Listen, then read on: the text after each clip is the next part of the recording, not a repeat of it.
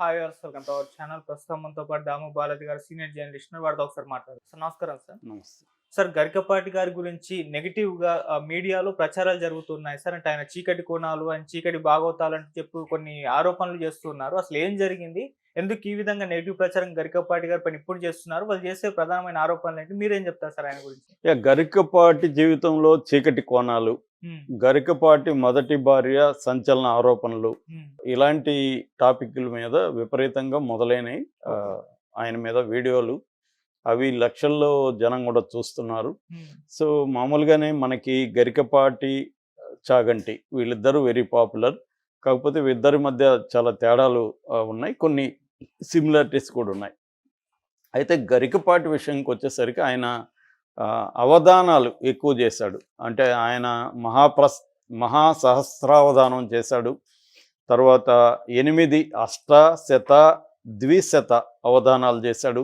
వందలాది అష్టావధానాలు ఆయన చేశారు. అట్లాగే ఆయన పద్యకావ్యాలు కూడా దాదాపు 20 దాకా పద్యకావ్యాలు రాశాడు. అట్లాగే ఆయనలో కొంత అభ్యుదయ భావాలు కూడా, ఒక రకమైన అభ్యుదయ భావాలు ఉన్నాయి. ఆయన అందుకనే వాళ్ళ పిల్లలకు కూడా శ్రీశ్రీ అని మహాకవి శ్రీశ్రీ పేరు, అంతకుముందు తెలుగు మహాకవి గురిజాడ పేరు, ఇద్దరు గురిజాడ ఒక అబ్బాయి పేరు, శ్రీశ్రీ అబ్బాయి పేరు పెట్టాడంటేనే ఆయన కొంత ప్రోగ్రెసివ్ ఐడియాలజీ ఉన్నట్టుగా కూడా మనకు అర్థమవుతుంది. అయితే ఆయన లైఫ్లో చాలా కాంట్రవర్సీలు కూడా ఉన్నాయి. ఏ వ్యక్తి అయినా పబ్లిక్ ఫిగర్ అయినప్పుడు అందరినీ సాటిస్ఫై చేయడం కష్టం. మనం మాట్లాడేటప్పుడు కొంతమంది హర్ట్ అవుతారు, మనకు తెలియకుండా. మనకి ఇంటెన్షన్ ఉండదు వాళ్ళని అడ్డు చేయాలని, కానీ వాళ్ళు హర్ట్ అవుతారు. అలాగే ఈయన వందలాది ఉపన్యాసాలు ఇచ్చినప్పుడు చాలామంది హర్ట్ అయ్యే అవకాశం ఉంటుంది. అది ప్రతి రాష్ట్రంలో కూడా ఇలాంటి వక్తల వల్ల, ప్రొఫెషనల్ స్పీకర్స్ ఎవరైతే ఉంటారో, నిజానికి తమిళ్లో ఎక్కువ ఉంటుంది అనమాట. సో అలాగా అక్కడ కూడా కాంట్రవర్సీలు ఉంటాయి. సో అలాగే ఈయన కాంట్రవర్సీలు ఉన్నాయి. అయితే ఇప్పుడు వీళ్ళు చేస్తున్న ఆరోపణలు ఏంటంటే, బ్రీఫ్గా ఆయన బయోగ్రఫీ చెప్పుకుంటూ వాళ్ళ ఆరోపణలు చెప్పుకుందాం. ఈయన వెస్ట్ గోదావరి జిల్లాలో పెంటపాడు మండలంలో బోయిపాడు అనే గ్రామంలో పుట్టాడు. వీళ్ళ నాన్న పేరు సూర్యనారాయణ, అమ్మ పేరు వెంకటరమణ. ఇతనికి 3 అన్నదమ్ములు, 2 అక్కలు ఉన్నారు. ఇతను చివరివాడు. ఇతను ముందుగా బాగానే చదువుకున్నాడు. దాని తర్వాత విజ్ఞాన కాలేజీలో లెక్చరర్గా జాయిన్ అయ్యాడు. తెలుగు పండితుడుగా జాయిన్ అయ్యాడు అక్కడ. అయితే అక్కడ ఎక్కువ కాలం లేకుండా మిగతా లెక్చరర్స్ని కలుపుకొని ఈయన కోనసీమ కాలేజీ అని ఒక 7 మంది లెక్చరర్స్ని కలుపుకొని కోనసీమ కాలేజీ పెట్టాడు. అక్కడ ఈయనకి వాళ్ళకి విభేదాలు వచ్చి ఈయన బయటికి రావాల్సిన పరిస్థితి ఏర్పడింది. దాని తర్వాత ఈ క్రమంలో ఆయనకి ఒక గవర్నమెంట్ టీచర్తో లవ్ ఏర్పడింది. కామేశ్వరు అనే ఆమె గవర్నమెంట్ టీచరు. సో ఆమెతో ప్రేమ నడిపేసరికి ఇంట్లో వాళ్ళు దాన్ని వ్యతిరేకించారు, వీళ్ళని బయటికి దోసేశారు. సో ఈయన బయటకు వచ్చి, ఆమె గవర్నమెంట్ ఎంప్లాయీ కాబట్టి ఆమె సంపాదిస్తుండేది, ఈయన పనిపాటు లేకుండా ఇంట్లో వంట పనులు చేస్తూ ఉండేవాడు. వాళ్ళిద్దరికి 2 అబ్బాయిలు పుట్టారు. వాళ్ళ పేర్లు శ్రీశ్రీ, గురిజాడ అని పేరు పెట్టాడు. అయితే ఈయన డబ్బులు, ఆమె సంపాదన లేకపోవడం, ఆమె సంపాదన మీద ఆధారపడడం, రెండోది ఆమెను నానా మాటలు అనడం, ఇలాంటివి జరిగాయని చెప్తున్నారు. దాంతో ఆమె కామేశ్వరి అనే ఆవిడ విడాకులు ఇచ్చేయడానికి రెడీ అయింది. చాలామంది పెద్ద మనుషులు పంచాయతీ చేయడానికి ట్రై చేశారు, బంధువులు, ఫ్రెండ్స్.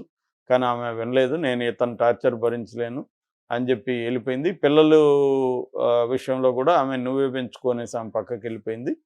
అయితే ఆమె ఆరోపణలు ఏంటంటే, ఆమె ఒక వీడియో చేసిన మధ్య అతని పేరు కూడా, ఆ నీచుడు పేరు కూడా నేను ఉచ్చరించలేను అన్న స్థాయిలో మాట్లాడింది. అతను నీచుడు, నా పిల్లల్ని కూడా నాకు కానికుండా చేశాడు, నా పిల్లలే నా మీద కేసులు పెట్టారు, ఆ స్థాయిలో వాళ్ళని ప్రేరేపించి నన్ను ఇది చేశాడు, ఎవరి కర్మకు ఎవరు బాధ్యులు అనేది తేలిపోతుంది అనేది ఆమె చాలా ఆవేదనతో మాట్లాడిన వీడియో ఉంది. ఆ వీడియోని తర్వాత తీయించారని చెప్తున్నారు. బట్ ఆ వీడియో కొంత వైరల్ అయింది. అందులో కొంత భాగం ఆన్లైన్లో ఇప్పటికీ కూడా ఉంది. సో దాని తర్వాత ఇతను శారద అనే ఒక ఆమెని పెళ్లి చేసుకున్నాడు. వాళ్ళకి పిల్లలు లేరు. 2 పిల్లల్ని శారద కూడా తన సొంత పిల్లలాగా పెంచి పెద్ద చేసింది. వాళ్ళు కూడా కొంత వరకు ఈయన పాండిత్యాన్ని పుణికిపుచ్చుకున్నారు. సో ఆ తర్వాత ఈయన ఒక సొంత కాలేజీ కూడా పెట్టాడు. మళ్ళీ వాసవి గురుకులని వరంగల్లో పనిచేసే టైంలో ఈయన మళ్ళీ ఒక సొంత కాలేజీ, హాస్టల్ ఇవన్నీ పెట్టి, తన భార్య, తన అమ్మ, ఈ లోపల నాన్న చనిపోతే అమ్మ ఇతనికి అండగా నిలబడింది. అమ్మ ఆధ్వర్యంలోనే 2వ పెళ్లి కూడా ఇతనికి జరిగింది. సో అమ్మ, భార్య హాస్టల్లో వంట వ్యవహారాలు చూసుకోవడం, అట్లా కొంతకాలం నడిపారు.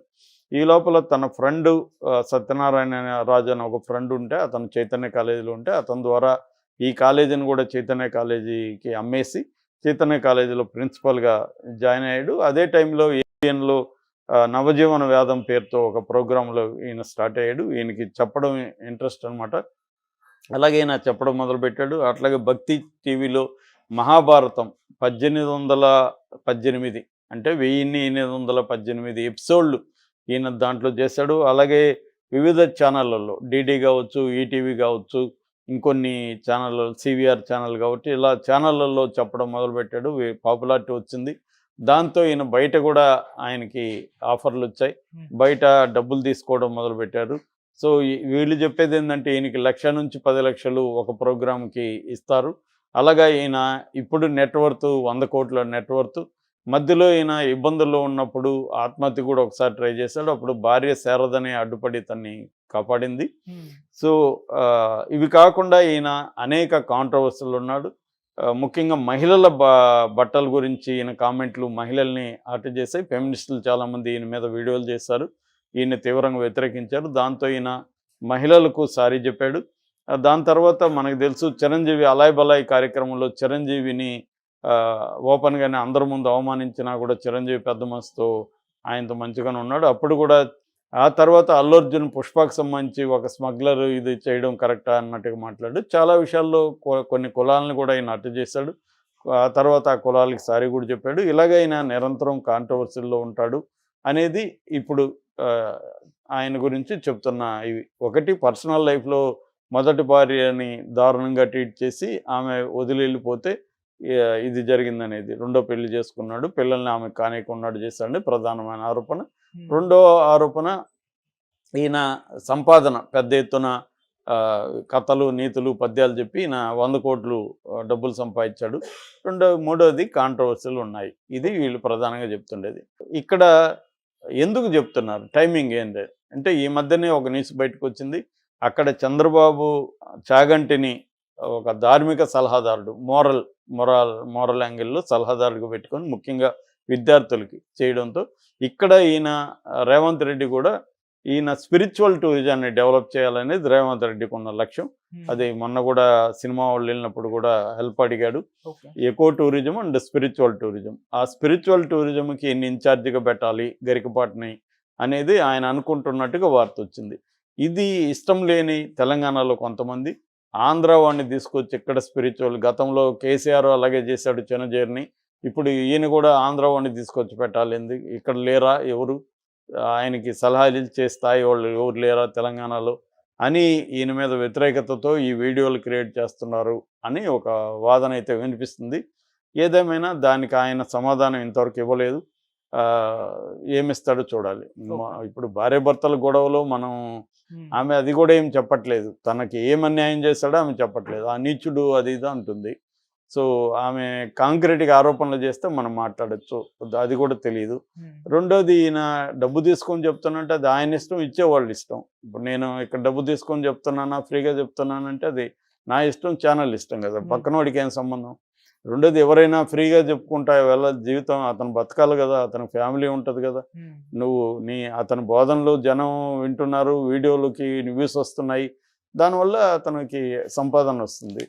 సో దాంట్లో తప్పేం లేదు. అట్లాగే కాలేజీలు పెట్టి అమ్మేయడం, ఎత్తేయడం, విభేదాలు రావడం ఇవి కూడా కామనే. అవి ఏమి పెద్ద నేరాలు కావు. ఇంకా విభేదాలు అంటావా, ఖచ్చితంగా చిరంజీవి విషయంలో ఆయన అలా అనడం కొంత ఇబ్బందిగానే ఉంది. జనాలకి మనకు ఆ వీడియో చూసినా ఇతనికి ఒక్కోసారి అహంకారం అనేది కూడా పెరిగిపోతుంది, ఈగో పెరిగిపోతుంది. ఎందుకంటే పాపులారిటీ విపరీతంగా వస్తుంది. వేలాది లక్షలాది కోట్లాది మంది ఈయన వీడియోలు చూస్తున్నారు. ఈయనకి అదేంటి పద్మశ్రీ అవార్డు కూడా 2022లో మోడీ ప్రభుత్వం ఇచ్చింది. మధ్యలో మోడీని పొగుడుతూ కూడా ఈయన మాట్లాడాడు.